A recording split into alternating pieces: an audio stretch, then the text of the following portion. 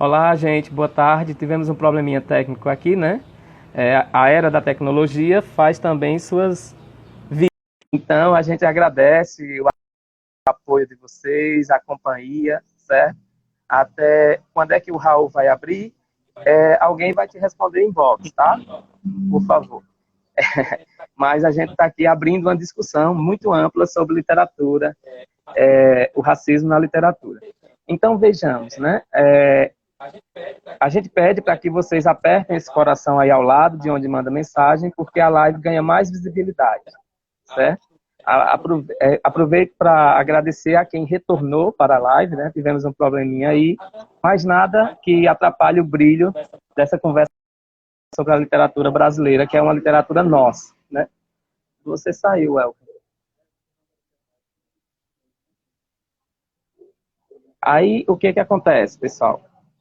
Envie também suas perguntas, tá? A gente agradece essa interação, vai apertando aí o coração, apertem o coração, que a live chega em mais pessoas, e aí mais pessoas agregam para essa conversa. Olha aí, o Wellington, bom revê-lo, meu velho. Welcome, muito obrigado. E aí, Wellington, a gente estava exatamente finalizando a questão do naturalismo, né? É interessante, a gente já deixa para vocês, né, a dica. Se nós estamos falando, né, dessa questão do naturalismo, é importante descobrirmos ou pesquisarmos quais eram os autores e as autoras negras desse mesmo período. Por que prevaleceu a narrativa naturalista? Tudo bem que tivemos Machado de Assis com o realismo, né? Pautando em sua contística e nas crônicas algumas questões ligadas ao mundo da negritude, né? Que eu volto a dizer, esse termo ainda não existia, né? Embora as posturas do Luiz Gama, que nós falamos agora há pouco, o poeta que libertou mais de 500 escravizados, né? Já tivesse uma postura de encarar-se como negro, perceber-se negro e perceber a sua pertença, né?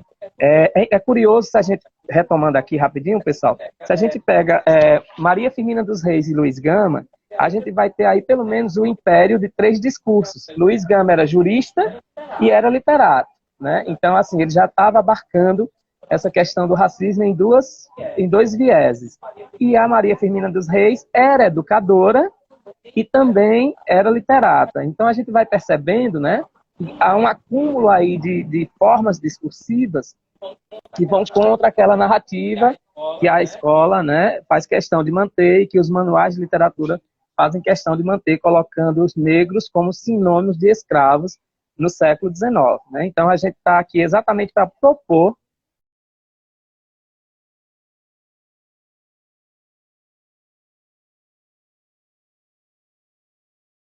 pede pelo menos que a gente possa refletir. Né? Então, sinalizem aí se vocês estão ouvindo a gente muito bem.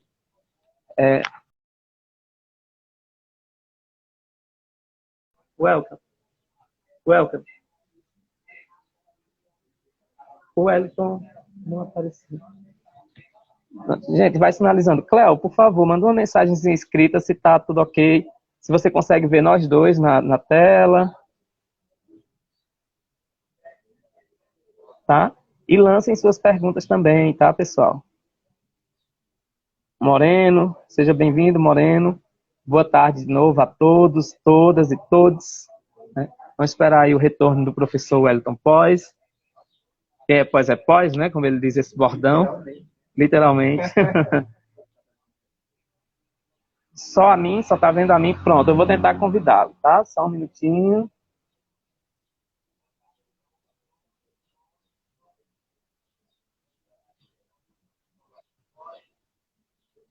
Lembrando que a gente está nesse seguinte game, né, nesse seguinte jogo. Eu estou no perfil do Raul e o Wellington está entrando no meu perfil para que a gente... pronto. Cléo agora retornou, né? Pronto, pós-retornou. O retornado, né, que já é outro tema aí muito caro, a questão da identidade africana ou afrodiaspórica. Pronto, agora está conseguindo ver a gente? Beleza. Então, Wellington, nós paramos fechando Realismo, né? o realismo, né? Esse Falei já realismo bem naturalismo. iniciado sobre o simbolismo, a questão da obra de Cruz e Souza, as obras, aliás, né? Missal e Broquéis, em 1893. Missal é uma obra em poesia, né? E Broquéis são poemas em prosa. O simbolismo ele é tido como escola da musicalidade, Quando tu onde puder, tu há printa as telas com nós uso dois, de tá bom? assonâncias, de Porque eu não sei alineações, de onde erros, printa aqui. muitas rimas internas e externas nos poemas. Não, da própria tela Além do quando tu mais o puder. misticismo, que ocorre uma questão mística muito grande nas Obrigado, meu obras amor. dos poetas simbolistas. Né, Alex? Desculpa, pois, eu te Não, interrompi, não, né? Pronto, o que que acontece? Ele traz, né, um personagem, né, uma personalidade muito cara à nossa literatura, né? De fato, a gente tem muita dificuldade de lembrar de outro autor simbolista no Brasil, né? A gente sabe que tem Alfonso de Guimarães, mas o mineiro Alfonso de Guimarães, sobrinho do Bernardo de Guimarães, autor da Escrava Isaura, né? Então tá tudo conectado nessa discussão aqui.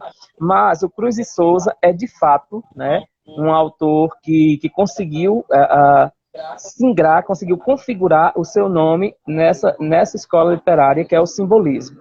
Muitas vezes a gente lê alguns estudos sobre o Cruz de Souza e é apontado que ele tem uma fixação pela cor branca, né? Alguns querem fazer até um estudo psicanalítico, às vezes até anacrônico aí, mas se não seria essa fixação pela cor branca, um desejo do Cruz de Souza ser branco. Ora, se a gente sustentar essa tese, demonstra uma certa ignorância de parte da obra do Cruz de Souza, como é, por exemplo, o texto Emparedado, né? Que é um texto em primeira pessoa, e nesse texto ele vai colocando a condição de um sujeito negro, um sujeito no sentido de subjetividade, um sujeito negro naquele Brasil, né? Como ele diz, se for para o lado, tem uma parede, se for para frente, tem outra parede, de modo que esse sujeito está emparedado. Então, isso é uma denúncia, né? Procurem esse texto hoje mesmo, o Emparedado de Cruz e Souza, você encontra facilmente na internet, e a gente vai percebendo, né? Cuidado, pessoal, com essas narrativas da branquitude, né? A gente aproveita também para desfazer os equívocos. Quando a gente fala branquitude, a gente está falando de pessoas brancas na mente, né? Ou seja, as que são saudosas da escravidão, saudosas do colonialismo e querem manter, da colonização e querem manter essa colonialidade nos dias de hoje, né? Aí, lembrando, o Cruz de Souza faz essa denúncia nesse texto e é também o nosso maior poeta, é conhecido como o Cisne Negro, né? O Dante, né? O Dante brasileiro, o Dante negro. Então, se ele é comparado a Dante, ao grande poeta, o grande poeta italiano, Dante Alighieri, da Divina Comédia, é porque tem um prestígio, não é um exagero dos trópicos, né? É dizendo que este camarada tem uma retórica e uma vivência de imagem e de mensagem potente para se estabelecer como Dante negro, né?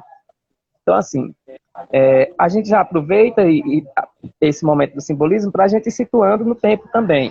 A gente vai dar início a um período muito crítico da nossa literatura, que é o pré-modernismo, né, que não é uma escola literária, porque ele não tem uma linguagem definida, ele não tem uma abordagem definida. Ele se situa aí na virada do século, de 1902 a 1922. Essas datas que a gente está colocando são apenas por questões didáticas mesmo, né? A gente sabe que um período pode ter sua influência anteriormente e pode ir além da data de término, né?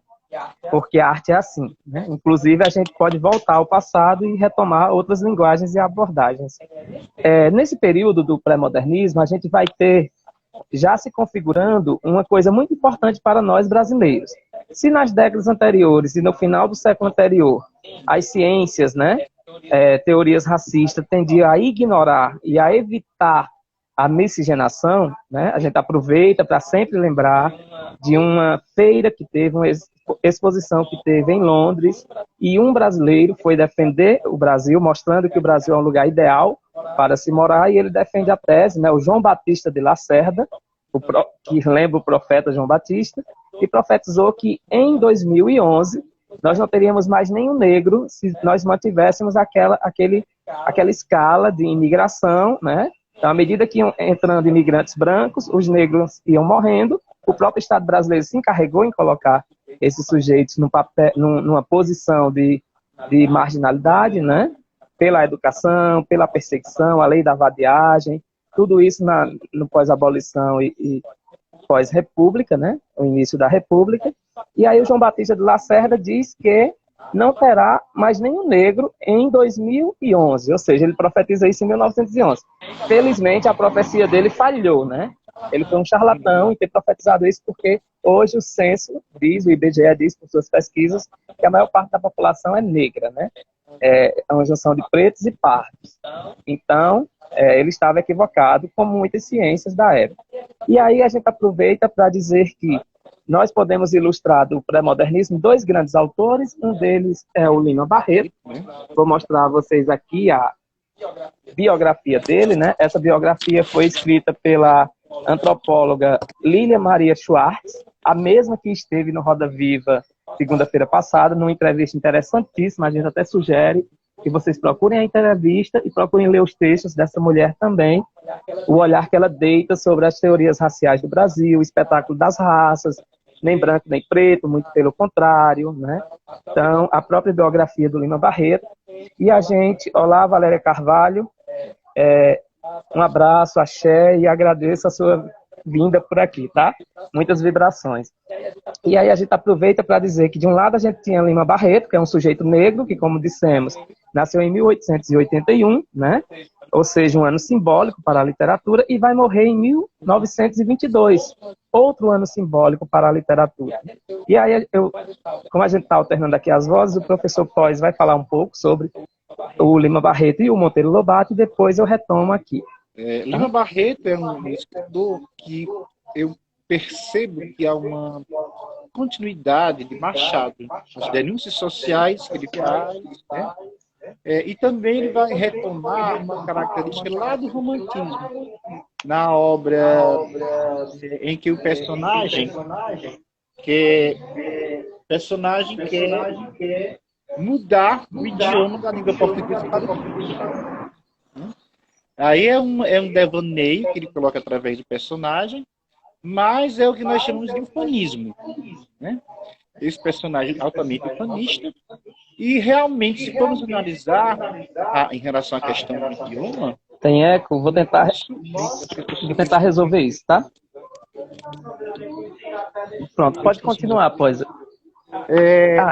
Em relação ao modernismo, ao pré-modernismo, Lima Barreto é tido como um grande escritor e continuador da obra machadiana em relação às denúncias sociais. Então, se vocês lerem, por exemplo... Diga, amigo. Wellington, só por uma questão de qualidade mesmo, né? Para a gente realizar um melhor trabalho. Continue sinalizando. Ainda está eco, pessoal? Agora, ainda tem eco? Sinalizem aí, por favor. Vamos só esperar essa resposta para a gente poder seguir. Qualquer coisa a gente está com eco na fala de Wellington. Isso. Uhum. Você tirou o fone no momento, foi?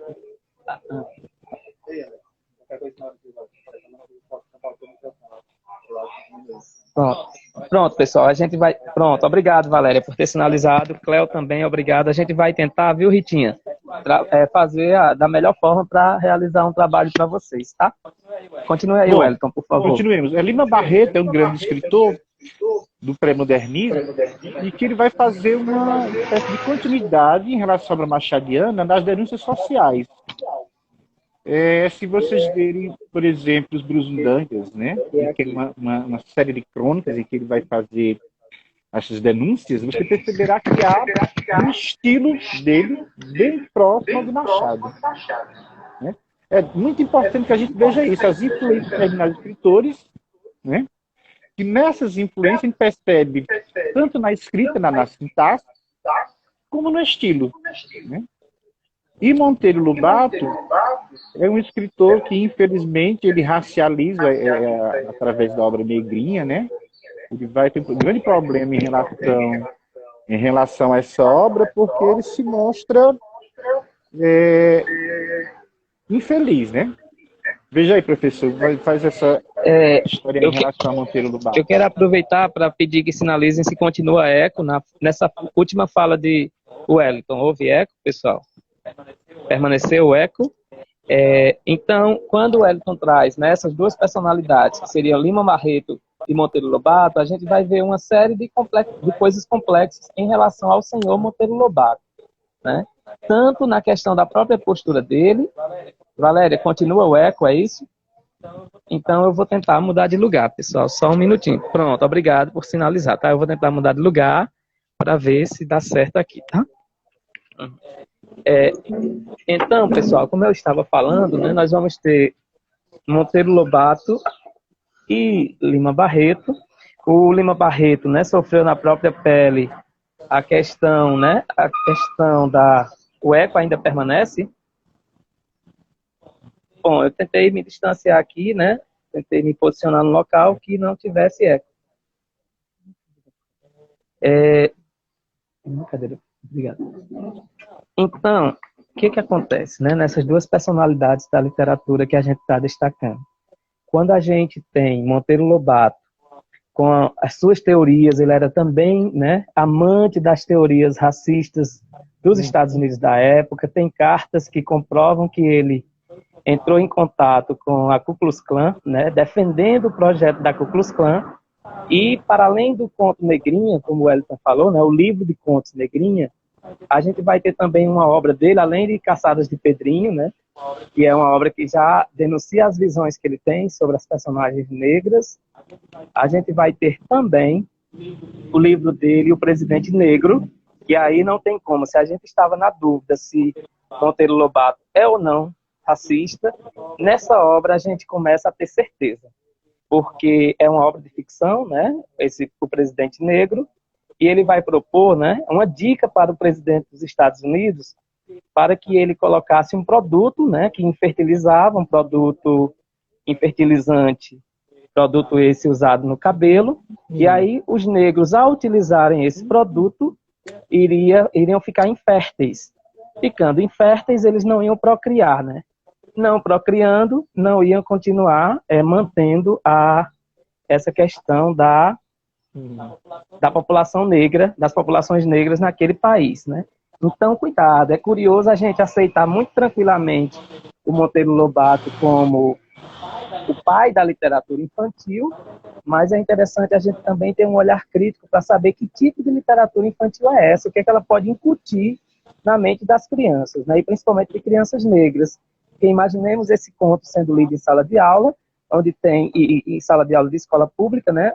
Onde teriam muitos alunos negros, muitos estudantes negros, e como é que o professor poderia abordar essa mensagem, essa obra, e o tanto que isso pode ficar como resquício na mente das crianças negras que já carecem bastante de representatividade e de abordagens respeitosas de conteúdo em sua sala de aula, né? Então, assim, a gente não se trata de cancelar Monteiro Lobato, mas se trata de lê-lo, né, à luz da criticidade e todos os autores que a gente falou anteriormente. Já no caso do Lima Barreto, que era amigo pessoal do Monteiro Lobato, né, a gente vai ter um Brasil que é incompreendido, como o professor Wellington colocou a situação do Major Quaresma, né? Esse Major Quaresma, ele defende tanto o governo, defende tanto a República, né? É uma sátira ao governo de Floriano Peixoto, e ele, por defender demais o Brasil, ele é tido como patriota, né? Ufanista, ele é fuzilado no final do romance. Então isso é bastante simbólico, porque é uma denúncia do Lima Barreto, né? Como quem diz, quem defende o Brasil sofre as punições, e os entreguistas não sofrem punições nenhuma. Então é esse link que a gente pode fazer, né? Então a gente, como a gente está mantendo a proposta, né, o negro de sujeito, de objeto a sujeito, a gente está fazendo esse mix, essa mistura de abordagem, tá? Champs, estão aí lhe cumprimentando, Wellington. Champs. Então é isso, gente. A gente vai dividir as falas aqui, né, e dar sequência ao debate. Estão dizendo que não conseguem ver o Wellington. Sim. Não consegue vê-lo de forma alguma? Ou está embaçada a tela dele? O que é que tem? Sinaliza aí, por favor.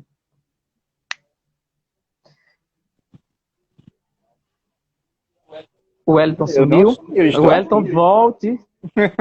Eu consigo ouvir sua voz. Tá normal? Pronto. Então, Wellington pode seguir com o debate. Continuemos então, pós o pré-modernismo, entremos justamente... Não, pós é você, rapaz. Em relação ao modernismo, né? O modernismo é uma escola que vai romper com todas as tradições, colocar o nacionalismo, a valorização do nacionalismo, que é literalmente brasileiro, nacional, sem as idealizações. Então, a Semana do Modernismo, que não foi uma semana, foram apenas 3 dias, a gente sabe disso, né? Foi justamente em 1922. Neste período, há uma valorização da estética nacional, tanto na literatura como na arte ou nas artes em geral, não é isso? Mas nós temos um grande escritor, que é Mário de Andrade, que também é um dos precursores da Semana de Arte Moderna, com a obra Macunaíma, em 1928. E nessa obra Macunaíma, percebam já aí o termo, o nome indígena, né? E vejam o subtítulo da obra, que é Herói Sem Nenhum Caráter. Já denuncia que ele vai utilizar o herói como um anti-herói. Ou seja, o índio não é mais idealizado, não se usa mais as hipérboles, exageros que havia no romantismo. Então, é uma literatura genuinamente nacional. Né? Professor, em relação a essa obra Macunaíma também, existe o filme, um grande ator, grande Otelo, excelente ator, e também, há pouco tempo, ela foi adaptada para a dança. Né? A obra foi adaptada para a dança.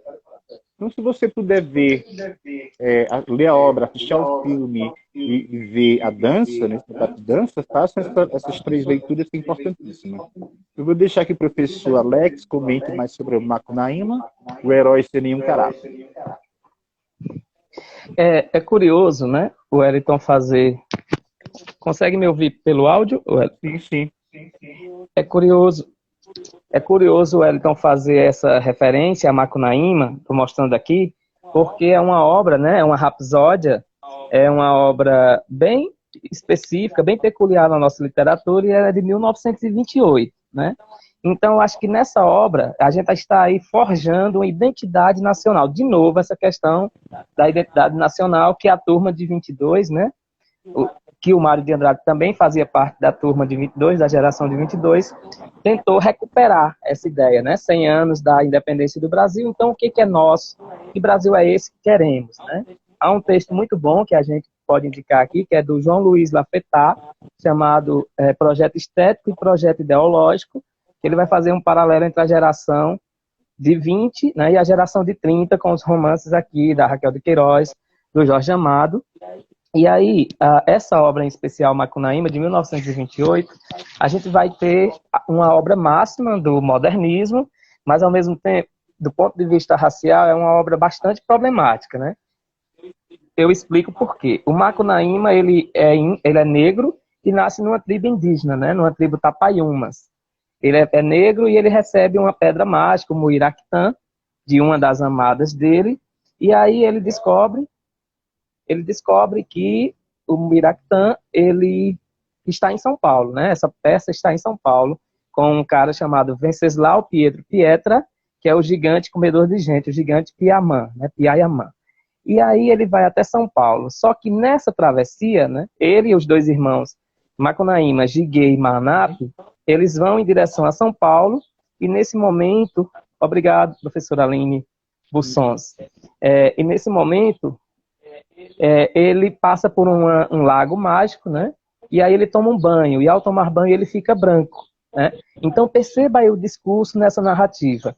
Macunaíma, o herói sem nenhum caráter, né? No sentido de dizer que o brasileiro não tem um caráter como característica, a gente não tem uma identidade fixa, né? Estávamos em descoberta dessa identidade, mas aí o personagem principal da obra se torna branco quando sai do norte para o sul, né? Digamos assim.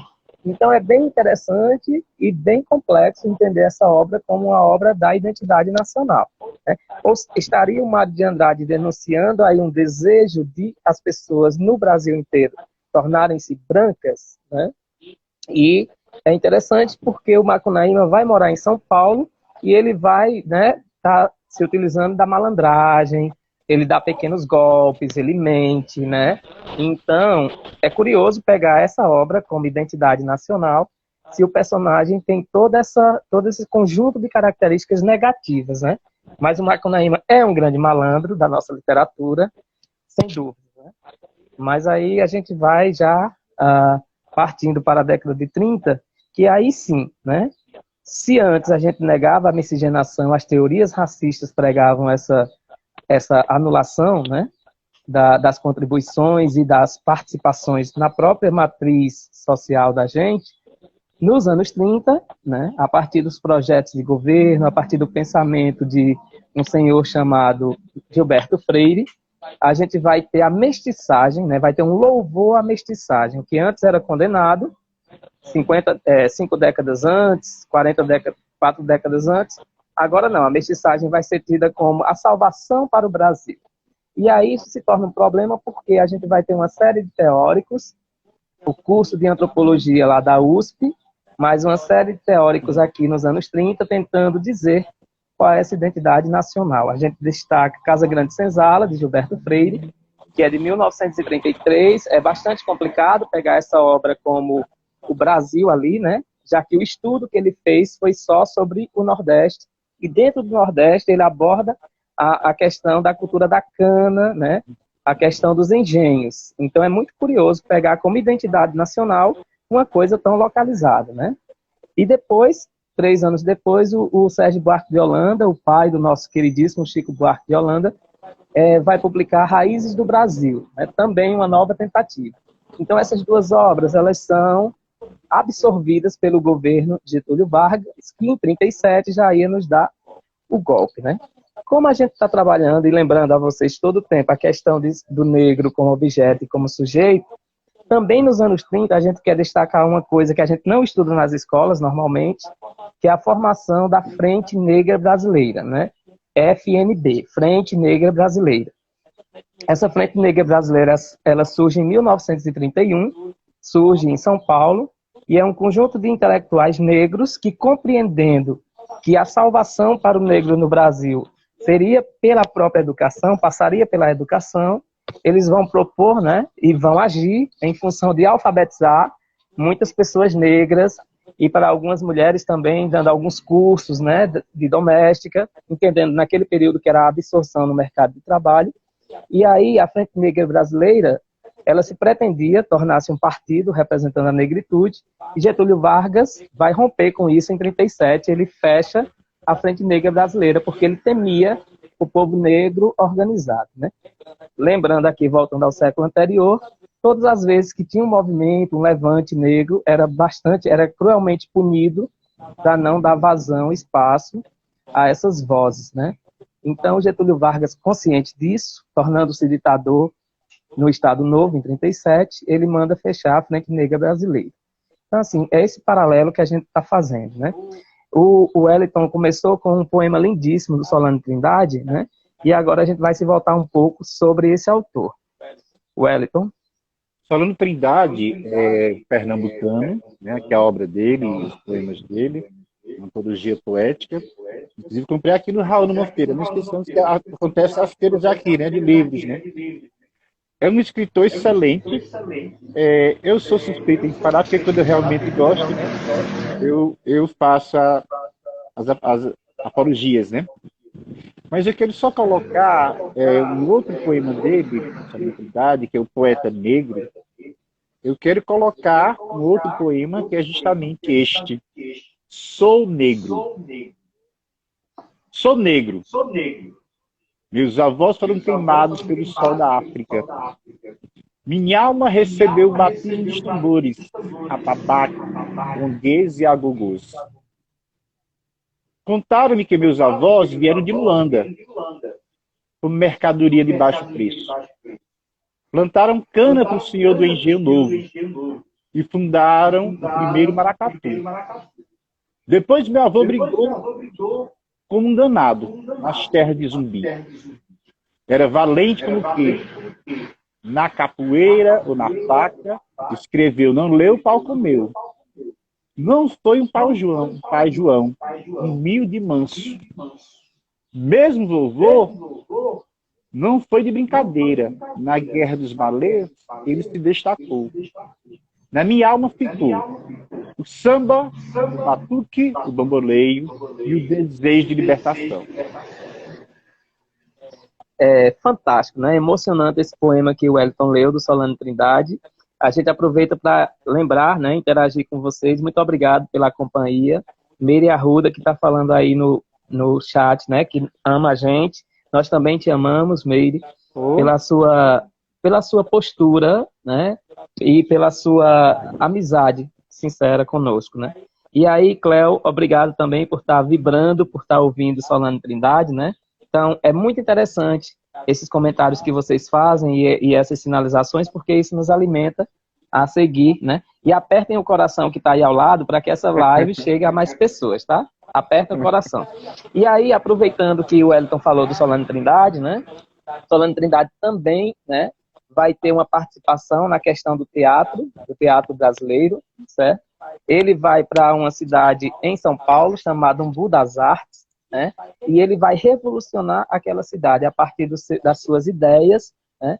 E das suas propostas artísticas ali, né? E se hoje o Umbu das Artes é referência em São Paulo, né? Faz parte ali da região metropolitana de São Paulo, é porque houve um Solano Trindade que revolucionou aquele pedaço, né? Então, a gente que não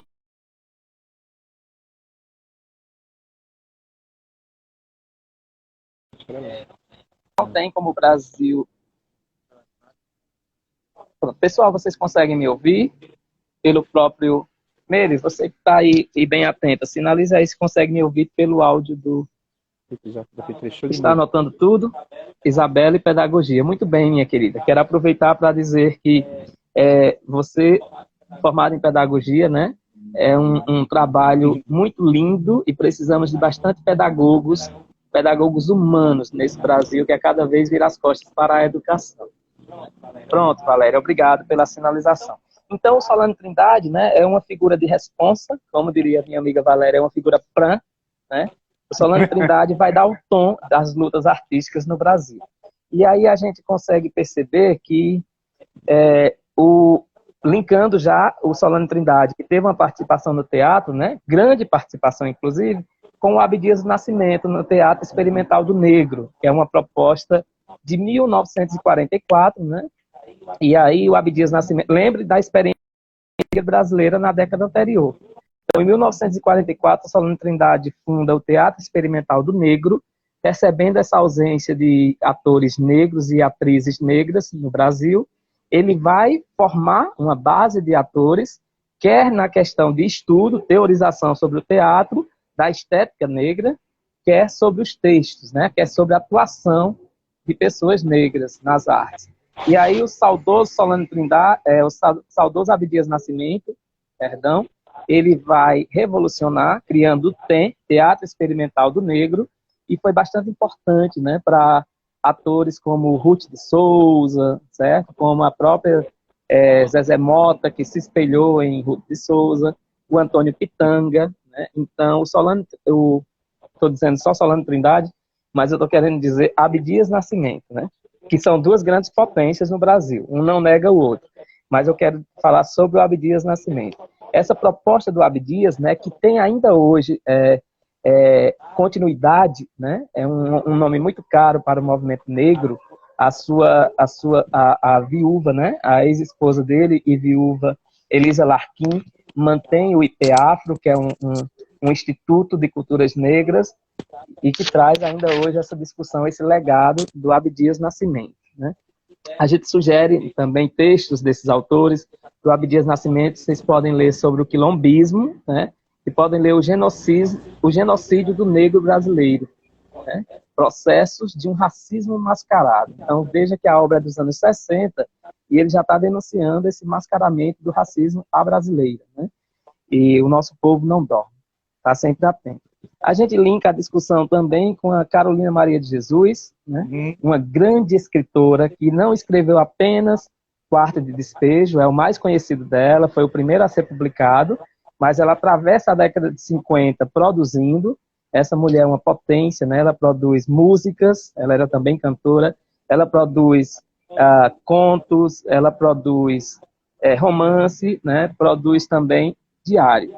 E aí a gente destaca e dá essa deixa que a Carolina Maria de Jesus, dentro de todas as problemáticas que ela enfrentava naquele período, na favela do Canindé, em São Paulo, uma mulher negra, foi alfabetizada, só cursou até o 2º ano do ensino fundamental, correspondente ao ensino fundamental hoje e ao 2º ano. Essa mulher escrevia incessantemente, né, e ela vai colocar bases na própria literatura, né, e experimentou, né, nos vários gêneros textuais. Então, a sua obra é muito rica. Procurem a obra da Carolina Maria de Jesus. A gente costuma dizer nas nossas falas que se uma Cristiane Sobral hoje, uma Ana Maria Gonçalves hoje existe, se é possível, é porque antes teve uma Carolina Maria de Jesus, né, no sentido de abrir caminhos, né? Então tem muito de se investigar da vida dessa mulher que tinha 3 filhos, que morava na favela em São Paulo. Quais as contribuições, né? Qual o pensamento dessa mulher, já que ela pensava sobre muitas coisas, e a obra da Carolina Maria de Jesus é atemporal, né? E aí a proposta é dividindo com o nosso amigo ali, o Wellington Pois. Quer dar uma palavrinha, professor, sobre a Carolina Maria de Jesus? Sim, olha, é uma leitura imprescindível, uma leitura que vocês devem não somente ler o Quarto de Despejo, né, que é um dos mais conhecidos dela, Diário de uma Favelada, mas que vejam também os cadernos negros, né?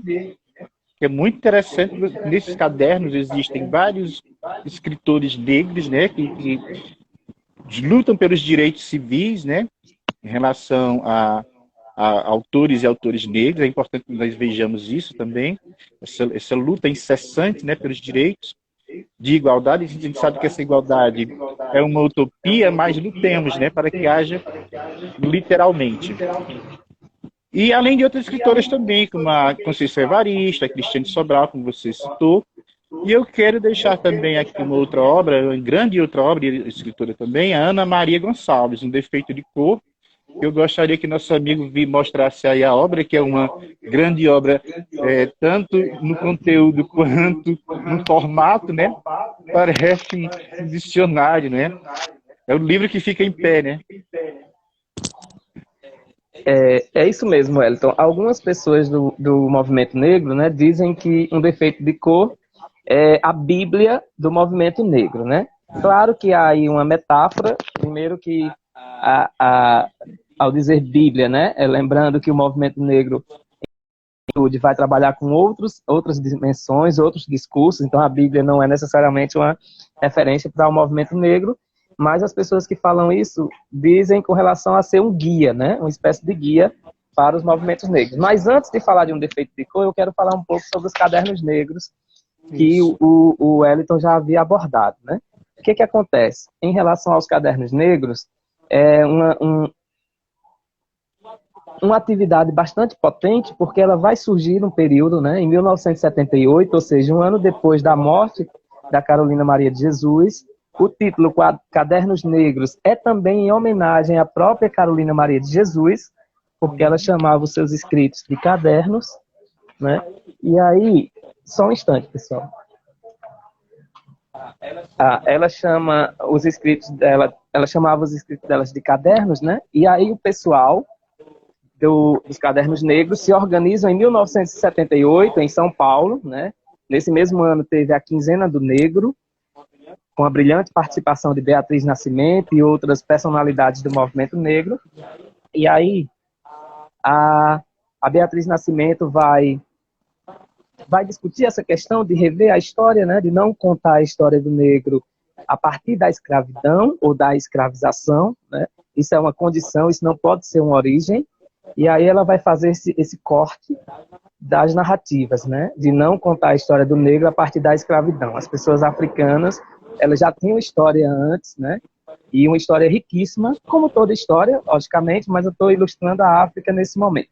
Mas aí, nesse mesmo ano, em 78, que teve a Quinzena do Negro, a gente vai ter um grupo de ativistas em São Paulo, do MNU, Movimento Negro, que vão se organizar, vão perceber esse fosso no mercado editorial, a ausência de escritores negros, digamos, em grande escala, e eles vão se organizar e vão fundar os Cadernos Negros. Eu destaco aqui o senhor Luiz Silva, né, apelidado como CUT, que é um grande nome desse período, ainda hoje, né, e ele é teórico da literatura negra.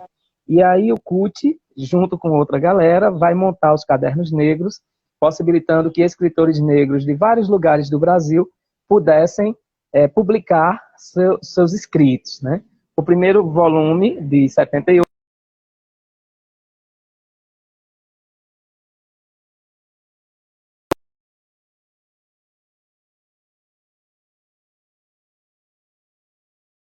né, o nome é de poesia, de 1978, e aí esse volume de poesia saiu, não foi lá?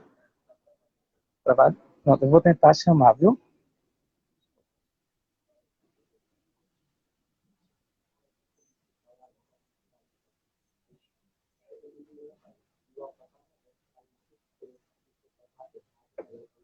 Entra na live, só entra. Pessoal, só um minutinho, tá? Eu tô olhando aqui que houve um probleminha. A tecnologia tem disso, né? Ela é maravilhosa para algumas questões, mas ela também simboliza problemas para outras questões. Esperar aqui o companheiro Wellington Pós retornar à live. E aí, os Cadernos Negros, né? O primeiro volume é de poesia. Eles publicaram com uma certa dúvida até, né? Na dúvida se iria existir uma segunda edição. E para nossa alegria, os Cadernos Negros, eles se mantiveram e ainda hoje se mantêm. Uma vez por ano eles publicam. Um ano é poesia, no outro são ensaios e contos, né? A própria Conceição Evaristo, que o Wellington citou, ela estreia nos Cadernos Negros, certo? E a Cristiane Sobral também estreia no Cadernos Negros. Só um minutinho, pessoal, que eu vou localizar aqui o meu amigo Wellington.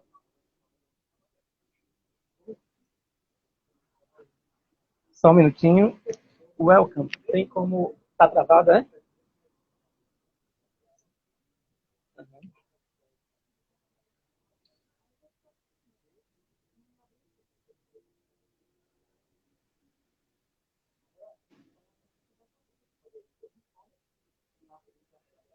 Pronto, pessoal, a gente está, né, vocês perceberam a trajetória que a gente estabeleceu, né, o percurso que a gente estabeleceu para essa conversa aqui. São muitas referências, né? Uma amiga aí, eu acho que foi a Isabelle da Pedagogia, falou que está anotando tudo.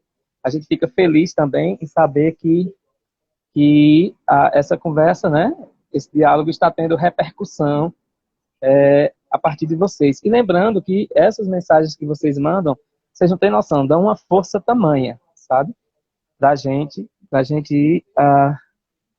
E mesmo assim, é um guia, né? Eu adoro as perguntas, porque as perguntas direcionam também. Vocês podem ficar à vontade para comentar, né? Só um instantezinho, houve um probleminha aqui.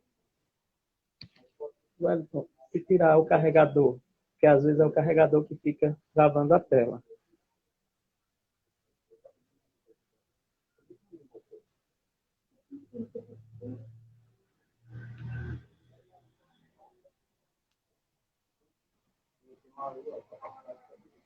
Pronto, enquanto isso, né? Enquanto o nosso amigo...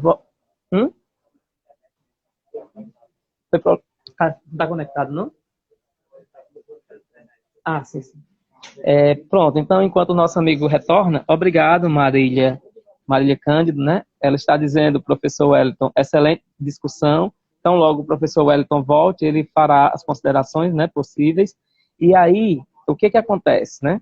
Esse ano de 78, a gente está trabalhando com anos marcos, né, digamos assim. O de 1836, inauguração, digamos assim, do romantismo no Brasil. 1859, duas narrativas negras sendo publicadas, uma em poesia, do Luiz Gama, e uma em prosa da Maria Firmina dos Reis. De novo, os anos 30, com a Frente Negra Brasileira, né? Um pouquinho antes, o ano de 1881, com duas obras do naturalismo e do realismo, Machado de Assis e Aloysio Azevedo, e também os anos 30, com a Frente Negra Brasileira. Eu sugiro que vocês pesquisem, quem não conhecer ainda, obviamente, pesquisem sobre a atuação da Frente Negra Brasileira. A gente pede que vão apertando aí o coração, certo? Viu, Marília? Aperta esse coração aí ao lado, que a live chega com mais pessoas. Chega a mais pessoas. Vamos aqui receber, né, de novo, nosso amigo queridíssimo Wellington Pois, que está aí na parceria dessa discussão aí.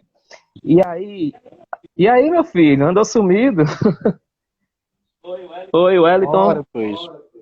Amigo, que discussão ótima, né? Eu me sinto muito lisonjeado de estar aqui com você, Alex, aqui no Raul Rock Bar. Eu quero dar uma dica também, não só dos livros que já indicamos, mas também alguns discos. Eu quero indicar o disco de Milton Nascimento, que gravou em 1970, Missa dos Quilombos, que é um disco excepcional, em que ele vai tratar literalmente de uma missa, né, com o Dom Helder Câmara, mas cantada por Milton Nascimento, que é uma voz excepcional.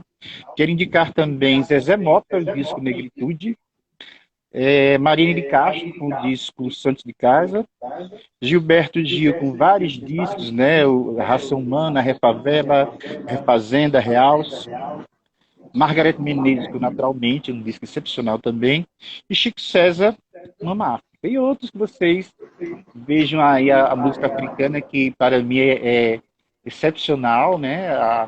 Os tambores africanos, para mim, me excitam, literalmente.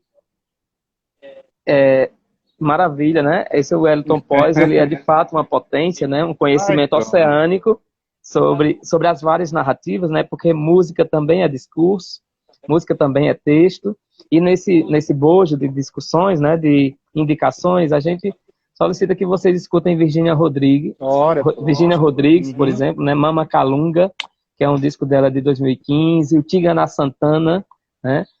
Que é um poeta, né, um cantor potente lá de Salvador. E aí, como a gente tinha prometido, né, vamos comentar um pouquinho sobre o romance Um Defeito de Cor, né?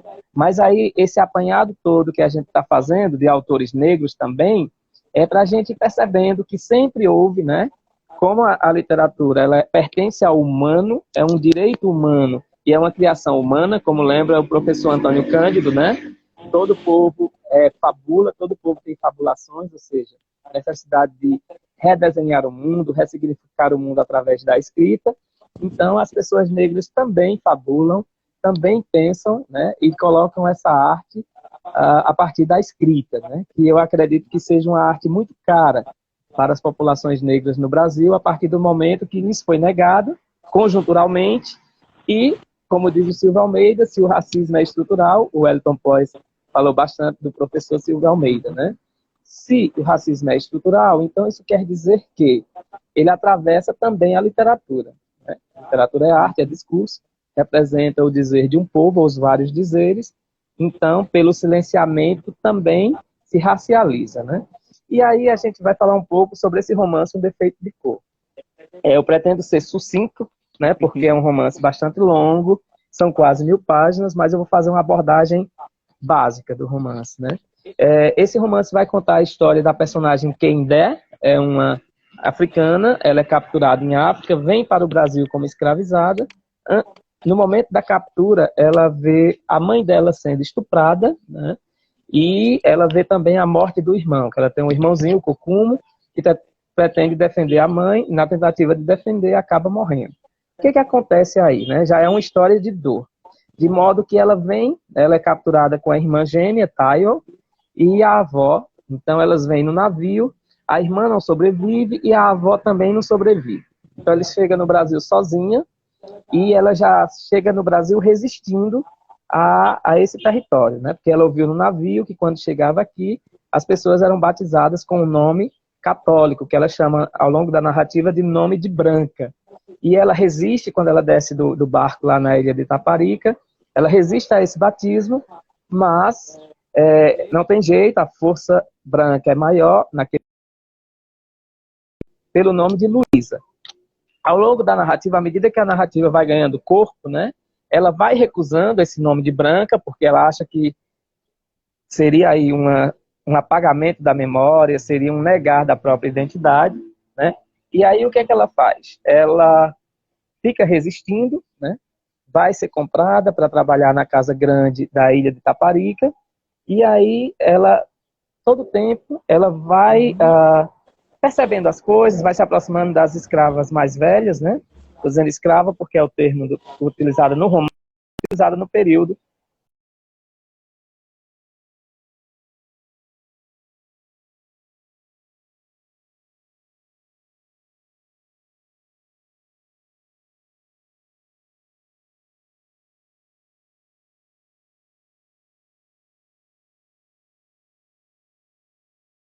Ela entende que aquelas escravas podem, né, passar um maior conhecimento para ela e também uma espécie de proteção, né?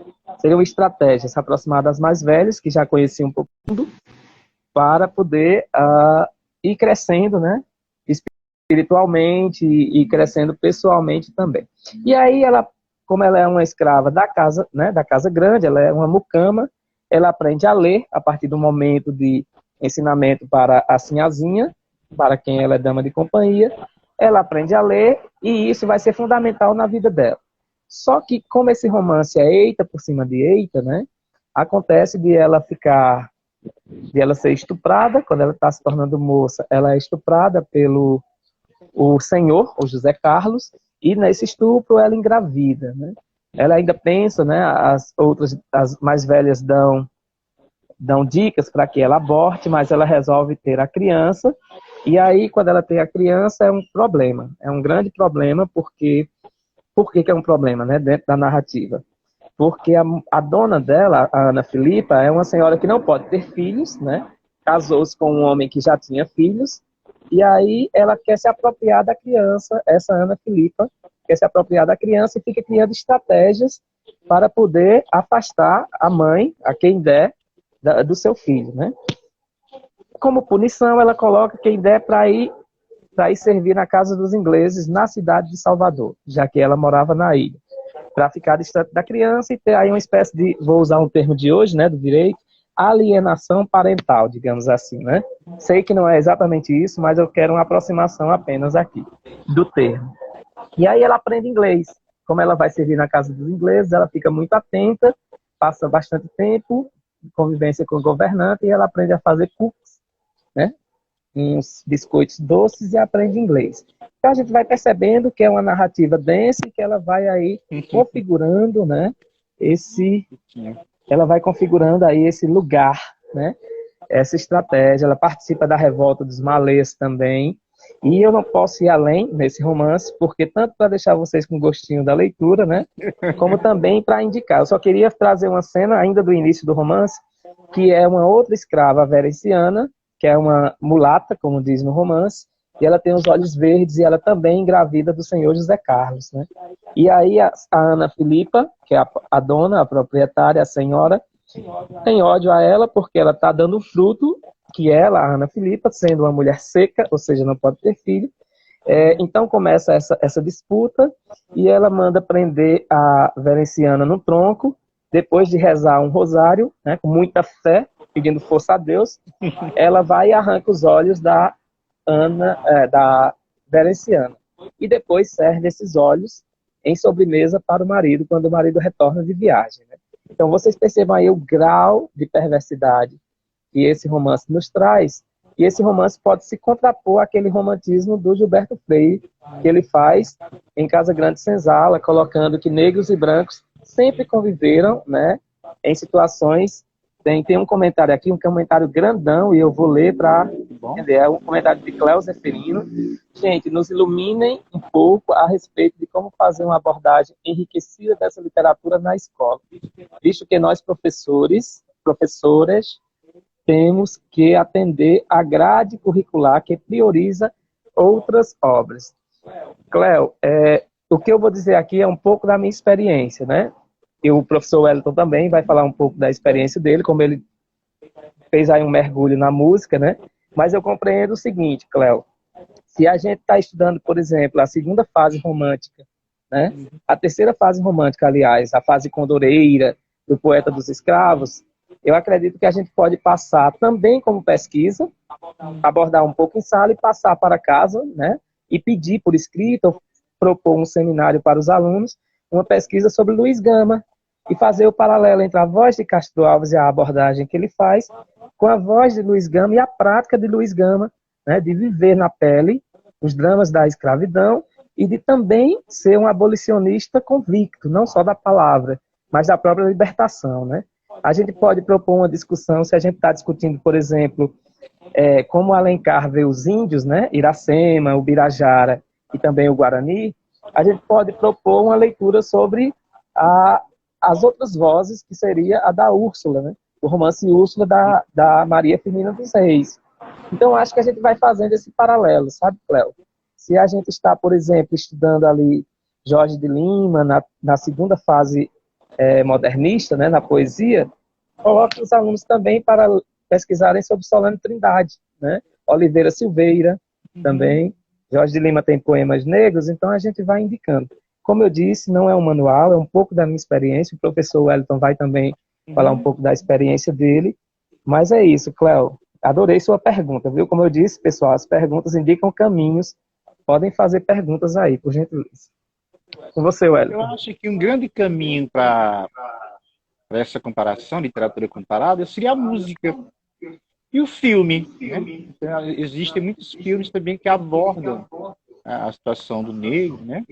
No Brasil e no mundo. Eu posso indicar Mississippi em Chamas, Ganga Zumba, né? São vários, é muito vasta a literatura negra, né? Tanto a filmogravura como a música, muito vasta aqui no Brasil e na África também, né? Não esqueçamos que existem escritores também africanos, né? Que são cobrados em concursos, né? No vestibular da UFCA, por exemplo, costumamos pedir também escritores africanos. Nós não abordamos os africanos aqui porque a abordagem é literalmente a literatura nacional. Mas é bom fazer esses links, literatura brasileira com a literatura africana, com a música africana, né? E por aí vai. Existem N vieses, né, que a gente pode adotar em sala de aula. Mas eu acho um dos mais completos a música. Mais simples e completa a música. Inclusive, como eu falei, a obra de Castro Alves, né? O poema foi musicado por Caetano, né? Navio Negreiro, o disco-livro, né? Também o disco A Missa dos Quilombos, que eu indiquei também do Milton Nascimento, e por aí vai. Se eu for falar aqui, vai ficar uma informação extremamente vasta, mas aí você vai pesquisar. É necessário que vocês pesquisem, né? Eu acho interessantíssimo que a pesquisa é inerente ao aluno, né? Ok? Eu entendo bastante um pouco da sua fala, Cléo. Um pouco não, né? Como é que eu disse que eu entendo bastante? Estou dizendo um pouco. Então, eu entendo muito da sua fala, né? Entendo esse currículo engessado que você coloca. Eu entendo a sua angústia, não, né? Que ninguém está angustiado aqui. A sua insatisfação e a gente não poder contemplar esse Brasil múltiplo, esse Brasil rico, nas nossas aulas por conta de um currículo ainda hegemônico, canônico, engessado, né?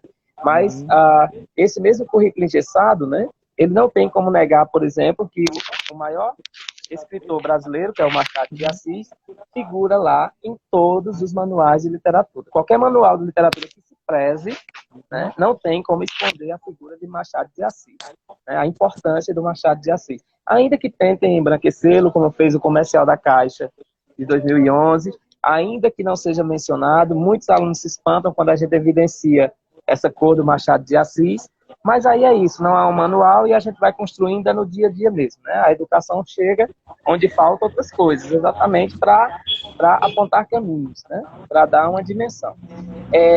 Qualquer manual que se preze não vai esconder Lima Barreto, nem Cruz de Souza, principalmente porque Lima Barreto é um dos maiores nomes do pré-modernismo e Cruz de Souza é o principal nome do simbolismo, né? Então a gente vai vendo que quando é conveniente, ou por força do império da palavra escrita, não tendo como esconder, o currículo absorve essas vozes, né? Mas eu entendo um pouco da sua insatisfação, Cléo, frente a um currículo tão engessado, né? Tão engessado ainda. E aí, pessoal, eu sinto, né, que a gente já está chegando, se aproximando do final da nossa conversa aqui. Queremos agradecer ao Raul Rock Bar pelo espaço, né? Essa é a 13ª edição, como vocês viram no card, do projeto Café, Cultura e Diversidade. Essa discussão sobre racismo, ela nos atravessa, né? Por isso que nós estamos aqui, o Raul, eu, o professor Wellington e todos vocês aí do outro lado também participando dessa discussão, porque é premente, é uma discussão importantíssima para nos entendermos como brasileiros, né? E são questões que nos atravessam. Lembrando que aqui mesmo, nesse projeto, já houve outras abordagens sobre o racismo, sobre a questão do movimento negro, né, local, sobre essa questão da identidade negra na região, com a Verônica e Valéria, ambas do GRUNEC, grupo do qual eu também faço parte. Quero aproveitar para a gente divulgar o 11º Artefatos da Cultura Negra, certo? Que está bombando já com o caminho dos artefatos. E dia 21 teremos a abertura oficial. Esse ano, por conta da pandemia, será todo virtualmente, né? Então, a gente pede que vocês se liguem na página @artefatos no Instagram, e aí vocês têm acesso à programação que está ocorrendo já, tá? Mas o evento mesmo começa dia 21. Vou repassar para o professor Wellington. Se a live, porventura, o tempo, né, não der, a gente retorna só para fazer as considerações finais. Vamos lá, professor Wellington. Olha, um prazer total, né?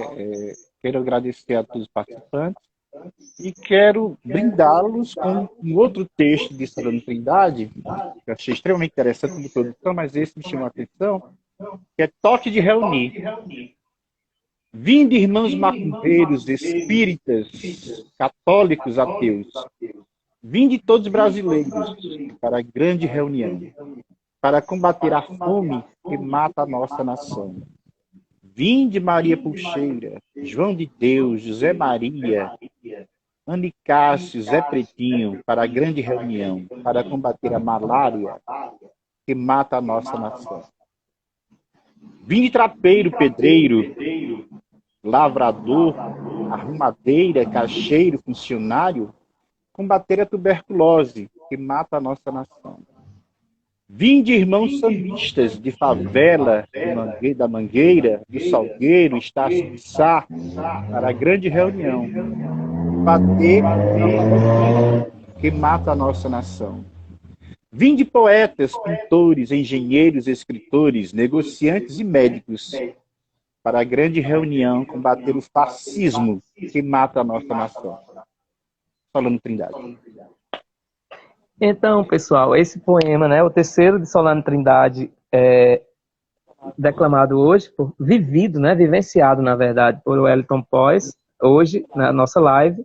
E eu quero dizer a vocês que, por força do tempo, eu vou encerrar a live. A gente retorna só para fazer as considerações das considerações finais, mas para garantir, né, eu vou encerrar agora e conto com vocês daqui a pouco, tá? É só o tempo de salvar a live e a gente retorna bem rapidinho, porque, apesar de serem considerações finais, mas a gente tem muito o que falar.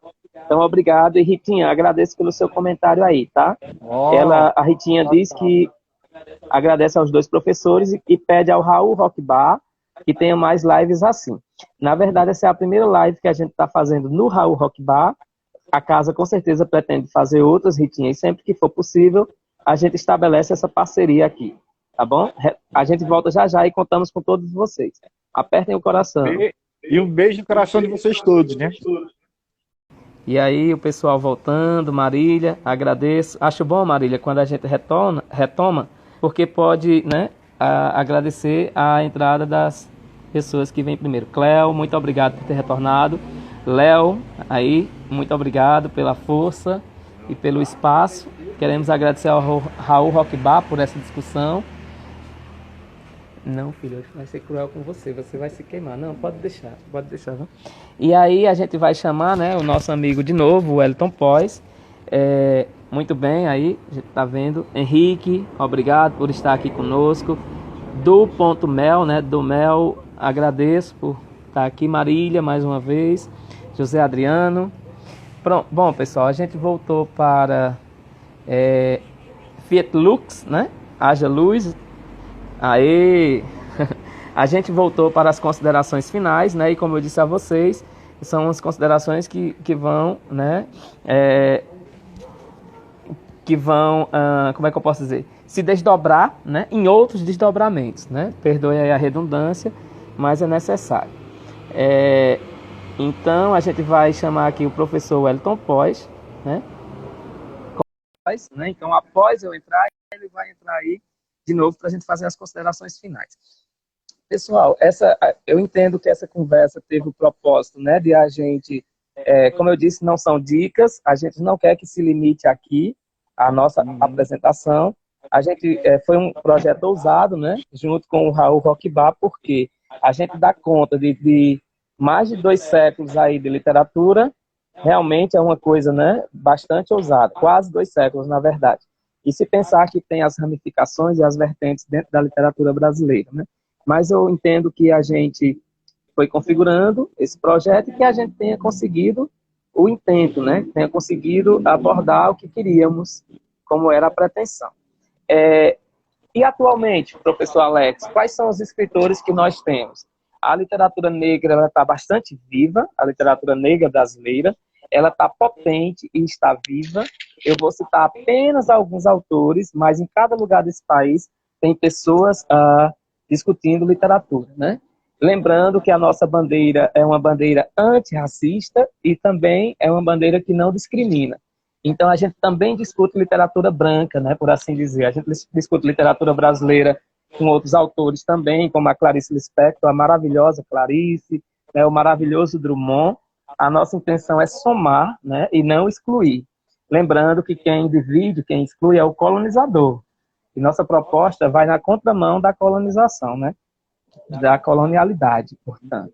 Então, voltando aqui, a gente pode, né, eu posso ilustrar aqui a Cristiane Sobral, que é uma autora que vai participar desse nosso evento que eu falei para vocês, né, o Artefatos da Cultura Negra, e esse livro dela, Não Vou Mais Lavar os Pratos, né, que é um poema bastante longo e libertador. Nessa pandemia, a gente não viveu esse poema, né, Não Vou Mais Lavar os Pratos, porque não tem como a gente deixar os pratos sujos, mas eu estou brincando assim, mas é um poema bastante libertador, é um poema bastante potente. Aí eu sugiro que vocês procurem no blog dela, na internet, Cristiane Sobral. É uma poeta negra, ela é de Brasília. Exato, Isabelle. Clarice era fantástica mesmo. E a Cristiane Sobral é uma poeta que nasce no Rio de Janeiro, depois vai para Brasília, se forma em teatro em Brasília, e é uma potência essa mulher, né? Ela, assim como Carolina Maria de Jesus, a Cristiane Sobral também vai ter várias abordagens, né? Na poesia, ela discute teatro, ela tem um livro sobre teatro negro, né? Sugiro que vocês procurem. Ela vai ter um livro infanto-juvenil, que é uma aposta dos autores e autoras negras, entendendo que se o racismo é estrutural, então ele passa necessariamente pela infância também, e é interessante que as crianças tenham acesso a obras, né? Temos aqui o Sandy Oliveira, com o seu livro Mundo no Black Power de Taió, que é um livro infanto-juvenil, mas aí, se a pessoa se sente sensível para fazer uma literatura para crianças, é porque essa pessoa já está, na minha concepção, já está completa, né? Porque se tem o olhar voltado para a criança, está incluindo a todos, né? E aí a gente sugere que vocês procurem também outros autores, como Lívia Natália, que é uma professora da Federal da Bahia, né, da UFBA, mas que também é poeta e também está participando dessas discussões, né? O livro dela, Água Negra. A gente sugere que vocês procurem a poesia do Alain da Rosa, né? E temos também aqui uma pessoa daqui do Juazeiro do Norte, que é a Jari de Arraes. A Jari de Arraes, ela mora em São Paulo atualmente, né? Filha do nosso queridíssimo Hammurabi, e ela está assim bombando com suas narrativas e com suas discussões sobre a mulher negra na literatura ou a literatura produzida por mulheres negras. A gente aproveita também para dizer que procurem o GRUNEC, Grupo de Valorização Negra do Cariri, aqui da região, procurem fazer parte da programação do Artefatos, e a gente quer dizer que nós estamos abertos para qualquer discussão. Agradecemos ao Raul Roquebar, né? E queria só dizer uma coisinha, né? Procurem também o livro Torto Arado, que é do Itamar Vieira Júnior. Esse livro, ele ganhou o prêmio, né? O prêmio Lea, que é um prêmio português, em 2018. Itamar Vieira Júnior, ele esteve aqui o ano passado, estou mostrando aqui o livro para vocês, né? Esteve aqui o ano passado numa atividade do SESC, uma atividade proposta pelo SESC Crato, né? Ele e o Tom Farias, que é um dos biógrafos da Carolina Maria de Jesus. Inclusive, a gente já sugere que vocês procurem a biografia da Carolina Maria de Jesus, escrita pelo Tom Farias. De resto, né? De resto não, de tudo, eu quero agradecer a todas e todos vocês pela companhia e pelo espaço. Agradecer ao Raul Rock Bar, né? Essa casa bonita, inteligente e que está sempre se reconfigurando, se ressignificando dentro da proposta inicial, né? Que é se tornar um espaço cultural, que, aliás, já está no nome do nosso projeto, Café, Cultura e Diversidade. De coração, eu quero agradecer ao professor Wellington Pois pela participação e pela brilhante abordagem, né? É isso, passo a palavra para ele. Ele iniciou, e assim como a gente faz, né, é um dos valores africanos, dos princípios civilizatórios africanos, que é a circularidade. Então, se nós iniciamos pela palavra do mais experiente, né, por assim dizer, do mais velho, no sentido de acumular mais experiências, a gente pede que ele encerre, e eu agradeço a todos vocês. Franzé, muito obrigado pelo carinho, Cléo também, e todos os outros que eu conheço e que eu não citei nome aqui, mas foi muito importante a participação de vocês, pessoal. Muito obrigado. Com vocês, o Wellington Pois. Quero agradecer a todos, amigos. E quero dizer que o Rock Bar é um local multicultural, né? Vocês podem vir aqui aos eventos que o Raul costuma fazer. Tão logo, né? Desculpa, Pois, com licença, tão logo ele reabra, né? É verdade, mas eu quero deixar um beijo no coração de cada um de vocês, certo? Muito axé, muita paz, muita saúde a todos, ok? Um grande abraço, um beijo no coração. Muito obrigado, muito pessoal. axé. Sucesso. Axé, axé.